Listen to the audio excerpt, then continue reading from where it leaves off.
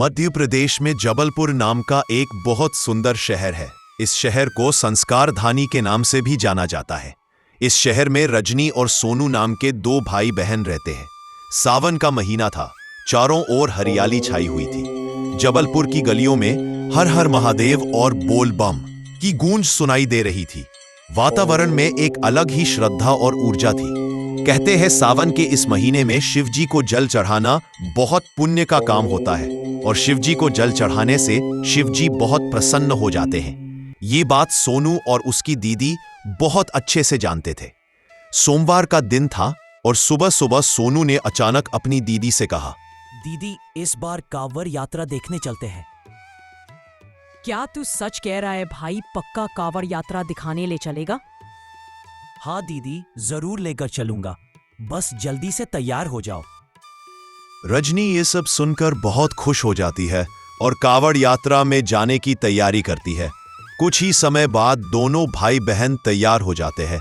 इसके बाद सोनू अपनी बाइक निकालता है और कहता है, दीदी जल्दी करो, नहीं तो हम कांवड़ यात्रा देखने में लेट हो जाएंगे। हाँ भाई, बस आ तो रही हूँ। फिर दोनों भाई बहन कांवड़ यात्रा के दर्शन करने की उमंग से घर से निकल जाते हैं और रास्ते में अपने शहर को सजा हुआ देखकर दोनों का मन और ज्यादा उत्साह से भर जाता है, क्योंकि रास्ते में हजारों लाखों की संख्या में कांवड़ियों की सेवा करने के लिए मंचों, ढाबे, चाय की दुकानें और फल की दुकानें लगी हुई थी। कुछ ही देर में दोनों कांवड़ यात्रा प्रारंभ होने वाले स्थान मां नर्मदा के पवित्र घाट ग्वारी घाट पर पहुंच जाते हैं। दोनों इतनी भीड़ को देखकर चौंक जाते हैं, क्योंकि यहाँ कोई ढोल बजा रहा था, कोई हर हर महादेव के नारे लगा रहा था। सभी लोग शिव भक्ति में मग्न थे।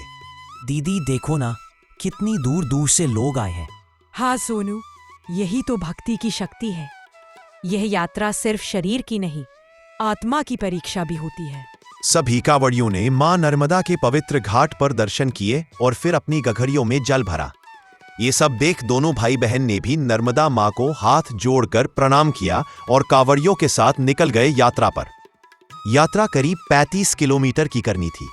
शुरुआत में सब आसान लग रहा था। रास्ते में भजन, नृत्य, श्रद्धालु की भीड़ और सेवा भाव देख कुछ दूर दोनों भाई बहन कांवड़ियों के साथ चले। कुछ दूर चलने के बाद सोनू ने कहा, दीदी मुझसे अब और नहीं चला जाता, मैं बहुत थक गया हूँ। सोनू, यही तो हमारी भक्ति और आस्था की परीक्षा है। तू बिल्कुल मत घबराना। और दीदी, मैं ठीक हूँ, चलो आगे बढ़ते हैं। मुझे लगता है भोलेनाथ हमें देख रहे हैं। कुछ ही घंटों बाद दोनों भाई बहन कांवड़ियों के साथ भोलेनाथ के मंदिर कैलाश धाम पहुंच जाते हैं और भोलेनाथ को हाथ जोड़कर प्रणाम करते हैं और प्रार्थना करते हैं कि हे भोलेनाथ, हम हर साल तुम्हारी इस कांवड़ यात्रा में शामिल होंगे। दीदी, आज तो कांवड़ यात्रा में शामिल होकर और भोलेनाथ के दर्शन करके मजा आ गया। मेरा जीवन धन्य हो गया। फिर दोनों भाई बहन वापस नर्मदा घाट पर आते हैं और अपनी बाइक उठाकर वापस घर के लिए निकल जाते हैं। सीख, कांवड़ यात्रा सिर्फ एक धार्मिक परंपरा नहीं, आत्मा की यात्रा है। यह इंसान को न केवल भगवान से जोड़ती है, बल्कि जीवन की सच्चाइयों से भी परिचय कराती है। सहनशीलता, सहयोग, विश्वास और प्रेम।